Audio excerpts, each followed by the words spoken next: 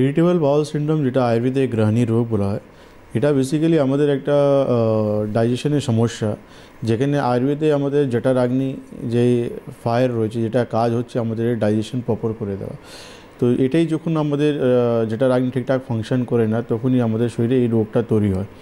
আর digestion না হওয়ার মানে হচ্ছে আমাদের শরীরে আম তৈরি হওয়া। তো এইভাবেই কিন্তু আমাদের শরীরে এই আইবিএসটা কিন্তু আস্তে আস্তে একটা বড় আকার নিয়ে নেয়। অবশ্যই বলবো যে এই যে আইবিএস এর মানে বিষয়টা নিয়ে আমরা অনেককেই দেখেছি পেশেন্টদের মধ্যে একটা আতঙ্ক মিন্স তারা নর্মাল লাইফ লিড করতে পারছে না, তারা বাড়ির বাইরে বেরোতে গেলে 10 বার ভাবছে, অফিস বন্ধ, স্কুল কলেজ বন্ধ, এইটা একটা প্রবলেম হয় কেন? দেখুন, আইবিএসের যে লক্ষণগুলো আছে, লক্ষণগুলোই কিন্তু সবথেকে ডেঞ্জারাস মতন। কেমন কি পেশেন্ট খেলেই পেশেন্টের একটা কল চলে আসে বাথরুম যাওয়ার জন্য, নেচার কল চলে আসবে। পেশেন্ট বাথরুমে যাচ্ছে কিন্তু মনে হচ্ছে যে মানে ক্লিয়ার হবে বাথরুম, কিন্তু বাথরুম হচ্ছে না পেশেন্টের।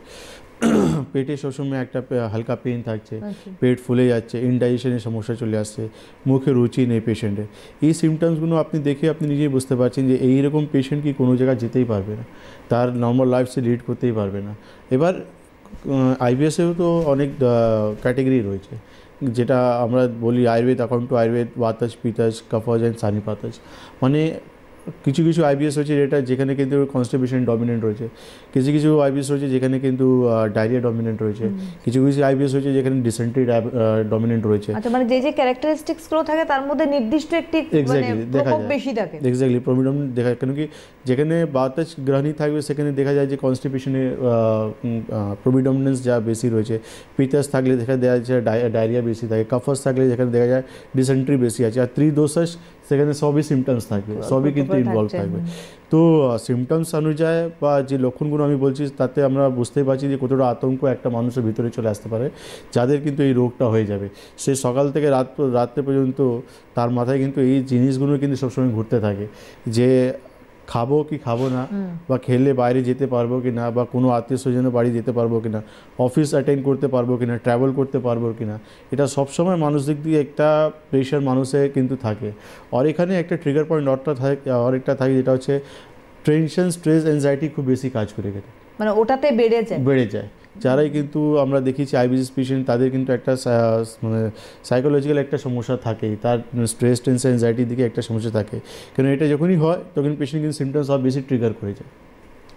আমরা এটা কিন্তু দেখেছি অবশ্যই যে এই যে আইবিএস এর পেশেন্টদের ক্ষেত্রে তারা প্রথম তো নির্দিষ্ট কোনো প্যাথি ট্রিটমেন্ট চালিয়ে যায়, এই নয় যে তারা ট্রিটমেন্ট করছে না, কিন্তু ট্রিটমেন্ট তারা চালাচ্ছে এই আশাতে যে আমি মানে কিছুদিনের মধ্যে সুস্থ হব বা 1 বছরের মধ্যে সুস্থ হব। কিন্তু মুশকিলটা হচ্ছে যে ওই সাময়িক একটা রিলিফ হচ্ছে, তারপরে যে আপনি একটু আগে বললেন যে পেট ফেপে যাচ্ছে, হঠাৎ করে আবারও সেই খাওয়ার অরুচি তৈরি হচ্ছে, আস্তে আস্তে দেখা যাচ্ছে সিমটমসগুলো ঘুরে এসছে, এক পেটে ব্যথাও করছে আর এই ধরনের সমস্যাও হচ্ছে। তার মানে কি প্রপার গাইডলাইন্সটা পাচ্ছে না বা রুটিকে ট্রিটমেন্ট হচ্ছে না? এক্স্যাক্টলি, দেখুন আইবিএস এমন একটা রোগ যাকে কিন্তু ডায়াগনোস করাও কিন্তু একটা অনেক বড় চ্যালেঞ্জিং কাজ।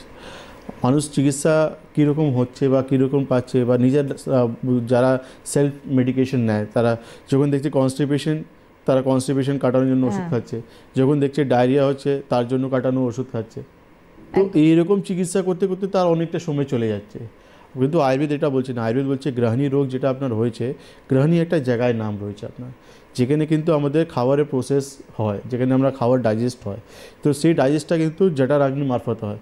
তো আমাদের যখন জঠরাগ্নি লো হয়ে গেছে, ঠিকঠাক ডাইজেস্ট করতে পারছে না, তখন আলটিমেটলি সেই খাবারগুলো আমাদের শরীরে আম তৈরি করছে, মানে অ্যাসিড ফর্ম করছে, আম তৈরি করছে, টক্সিন তৈরি করছে আমাদের শরীরে। তো ন্যাচারালি যারাই কিন্তু যখন এই আইবিএস পেশেন্টরা যখনই বাথরুমে যায়, তারা কিন্তু মিউকাস দেখতে পারে, তারা ফুড পার্টিকেল পর্যন্ত দেখতে পারে, যাদের স্টুলের নিজের ফুড পার্টিকেল পর্যন্ত, যাদের যে ডায়রিয়া মতন হয় তারা নিজের ফুড পার্টিকেল পর্যন্ত দেখতে পায়, যে আমাদেরকে বলে ডক্টর যা খাচ্ছি সেটা স্টুলে বেরিয়ে যাচ্ছে, সেটা আমরা চোখে দেখতে পাচ্ছি।